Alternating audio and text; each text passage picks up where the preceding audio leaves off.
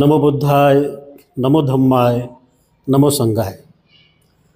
प्रिय सज्जन उपासक आणि उपासिकांनो, आपल्या सर्वांना हे सूचित करीत आहोत, येत्या शुक्रवारी अर्थात दिनांक 15 नोव्हेंबर 2024 या दिवशी म्हणजेच 15 तारखेला वेळ सकाळी 6 ते दुपारी 12पर्यंत सातवाहन बुद्धविहार सिद्धार्थनगर हडको N12 छत्रपती संभाजीनगर अर्थात औरंगाबाद या ठिकाणी कार्तिक पौर्णिमा धम्मोत्सव 2024 निमित्तानं संघदान आणि धम्मदेशनेच्या कार्यक्रमाचे आयोजन करण्यात आलेले आहे। या धम्म सोहळ्यामध्ये पूजनीय भिक्खू प्राचार्य डॉक्टर खेमधम्मोजी महास्तवीर, पूजनीय भिक्खू डॉक्टर SR इंदवंश महास्तवीर आणि शहरातील पूजनीय भिक्खू संघ उपस्थित राहून आपल्या सर्वांच्या सुखासाठी आणि हितासाठी परित देशना, परित्राण पाठ आणि धम्मदेशना देणार आहे। तेव्हा प्रिय सज्जन उपासक आणि उपासिकांनो, तथागताच्या या शुद्ध धम्माचा प्रचार व्हावा, तथागताचा हा शुद्ध पवित्र दुःखमुक्तीचा मार्ग जनमानसाला कळावा, या उद्देशाने या संपूर्ण कार्यक्रमाचे आयोजन केलेले आहे।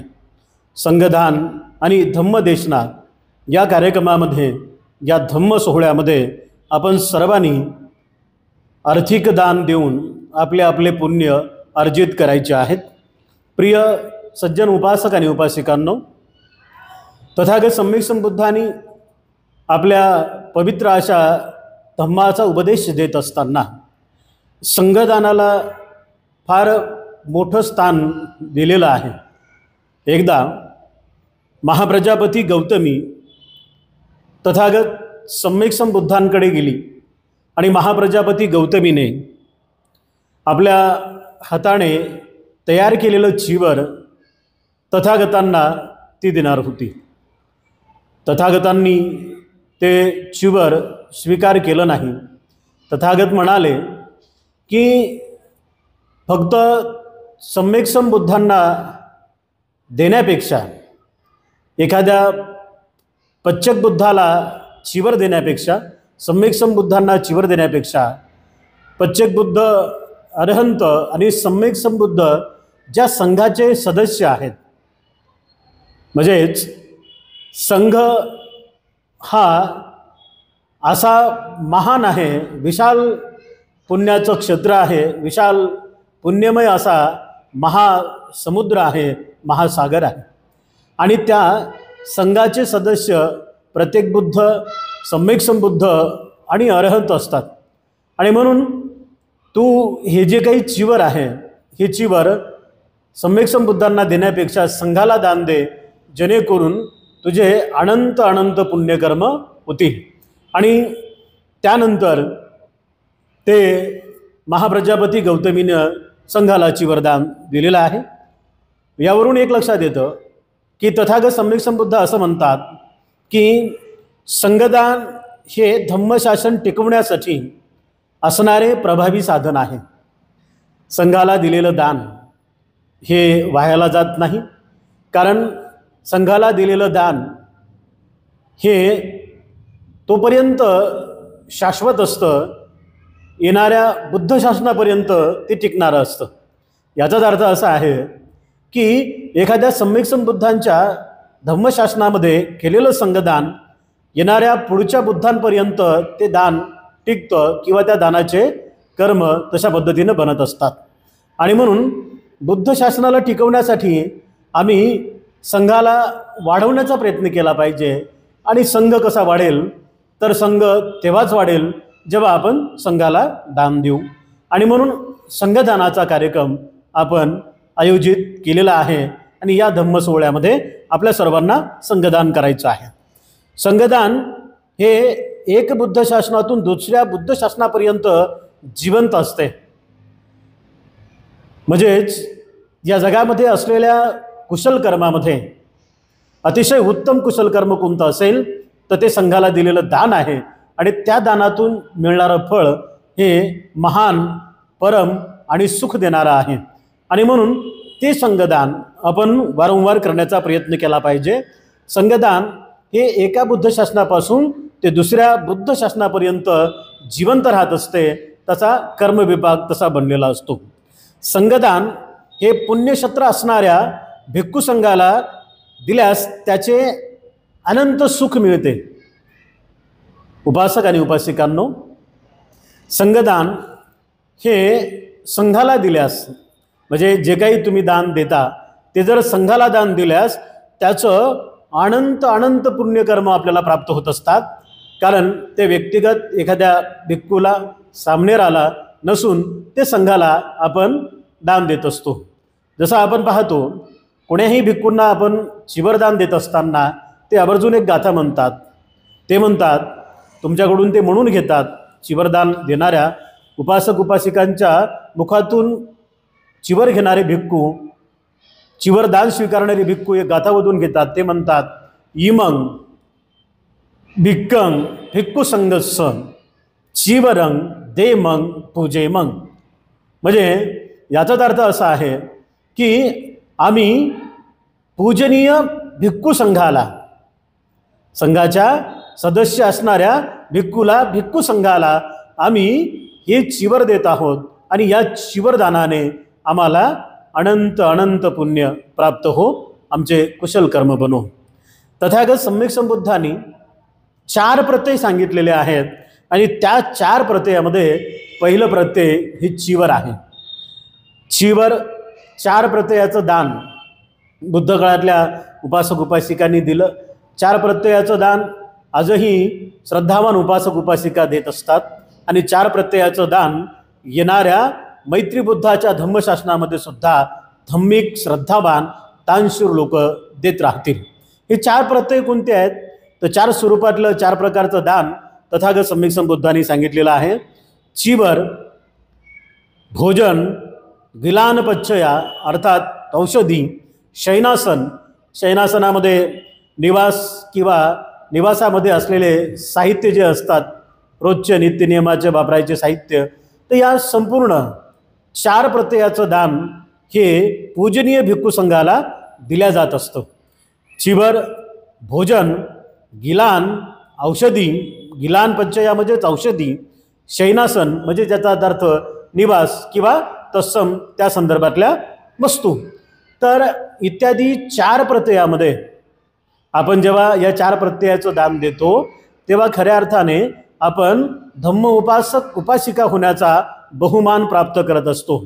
आणि म्हणून प्रिय सज्जन उपासक आणि उपासिकांनो, आपणही येत्या 15 तारखेला शुक्रवारी दिनांक 15 नोव्हेंबर 2024ला सातवाहन बुद्ध विहार, सिद्धार्थनगर, हडको N12, छत्रपती संभाजीनगर अर्थात औरंगाबाद या ठिकाणी संघदान आणि धम्मदेशनेच्या कार्यक्रमाचं आयोजन, धम्म सोहळ्याचं आयोजन आपण केलेलं आहे. ते यासाठी की जास्तीत जास्त संघाला आपल्या वतीनं दान जावं, पूजनीय भिक्खू संघाच्या माध्यमातून समग्र मानव जातीच्या कल्याणासाठी मैत्रीचा उपदेश व्हावा, सद्धम्माचा उपदेश व्हावा आणि पूजनीय भिक्खू संघांनी त्या कार्यक्रमामध्ये समग्र मानव जातीच्या सुखासाठी मंगलमैत्री द्यावी या निमित्तानं या कार्यक्रमाचं आयोजन करण्यात आलेलं आहे.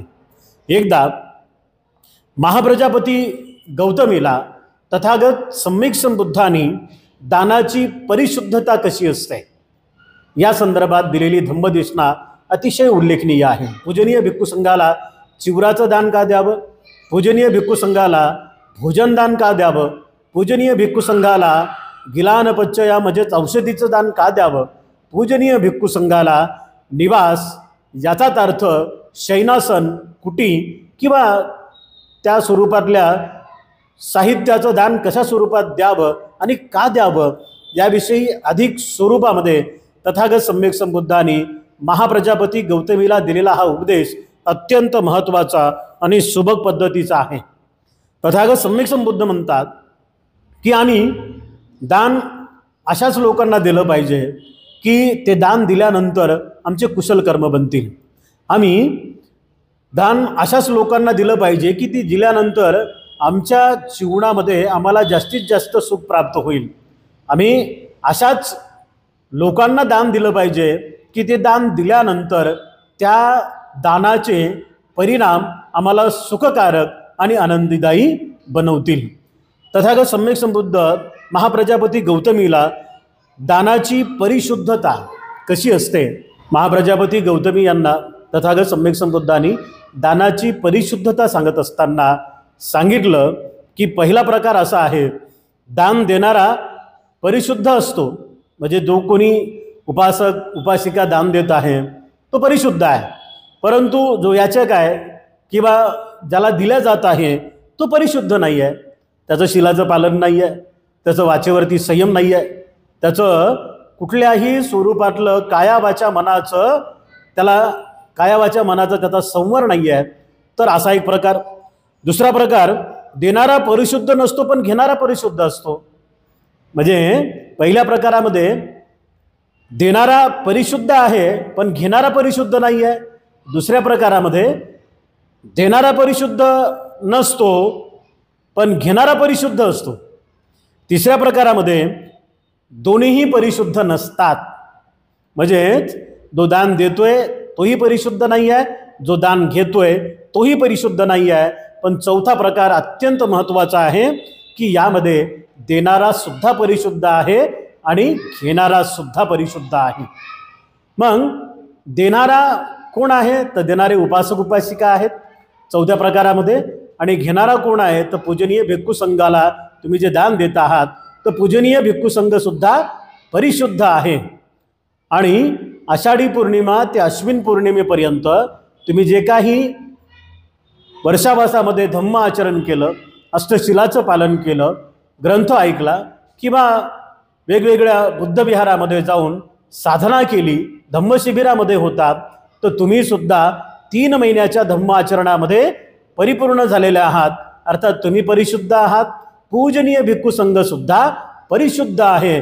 उपासक उपासिकांनी परिशुद्ध असलेल्या पूजनीय भिक्खू संघाला आपण संघदान देणं अत्यंत महत्त्वाचं आहे. आणि हीच तथागत सम्यक संबुद्धांनी दानाची परिशुद्धता सांगितलेली आहे. म्हणजे परिशुद्ध असलेल्या पूजनीय भिक्खू संघाला दिलेलं संघदान हे महान फलदायी आहे. आणि म्हणून आपण 31 भूमीमध्ये संघ हा परिशुद्ध आहे, संघ हा सर्वश्रेष्ठ आहे. पूजनीय भिक्खू संघाला दिलेलं दान हे वाह्याला जात नाही. आणि म्हणून आपण वारंवार आणि जास्तीत जास्त स्वरूपामध्ये पूजनीय भिक्खू संघाला दान दिलं पाहिजे. आषाढी पौर्णिमा ते अश्विन पौर्णिमेपर्यंत चाललेल्या या वर्षावास कालावधीमध्ये अनेक ठिकाणी वर्षावास पवारणा ग्रंथांचे समारोपीय कार्यक्रम होत असताना शेवट कार्तिक पौर्णिमा म्हणजे 15 तारखेला 15 नोव्हेंबरला वर्षावास समापनाचा जो काही कालावधी म्हणजे अश्विन पौर्णिमेपर्यंत चालणारा वर्षावास आणि त्यानंतर पूजनीय भिक्खू संघाची अश्विन पौर्णिमेपासून ते कार्तिक पौर्णिमेपर्यंत होणारी पवारणीचे कार्यक्रम सुरू आहेत. तर याच अनुषंगाने आपल्या सर्वांचे हित व्हावे, आपल्या सर्वांना तथागतांचा शुद्ध पवित्र दुःखमुक्तीचा मार्ग समजावा. कार्तिक पौर्णिमा धम्मोत्सव 2024मध्ये शुक्रवार दिनांक 15 नोव्हेंबर 2024ला सकाळी 6 ते दुपारी 12 वाजेपर्यंत संघदान धम्मदेशना धम्म सोहळ्याचं आयोजन करण्यात आलेलं आहे. तर या कार्यक्रमामध्ये या धम्म सोहळ्यामध्ये आपण जास्तीत जास्त दान देऊन आपण आपले कुशल कर्म अर्जित करावे अशी मंगलमय भावना आपल्या सर्वांप्रती व्यक्त करतो. हा कार्यक्रम सातवाहन बुद्धविहार सिद्धार्थ नगर हडको N12 छत्रपती संभाजीनगर अर्थात औरंगाबाद महाराष्ट्र या ठिकाणी संपन्न होणार आहे. पूजनीय भिक्खू संघ सकाळी 6 वाजेपासून ते दुपारी 12 वाजेपर्यंत या कार्यक्रमामध्ये हजर असणार आहे. या कार्यक्रमामध्ये सकाळी 6 ते 7 अष्टशील ग्रहण विधी परित्राण पाठ होणार आहे. सकाळी 7 ते 8 उपस्थित पूजनीय भिक्खू संघाचा नाश्ता असेल. सकाळी 8 ते 10 पर्यंत पूजनीय भिक्खू संघाची धम्मदेशना असेल. सकाळी 10 ते 10:30 पर्यंत पूजनीय भिक्खू संघाला संघदान दिल्या जाईल.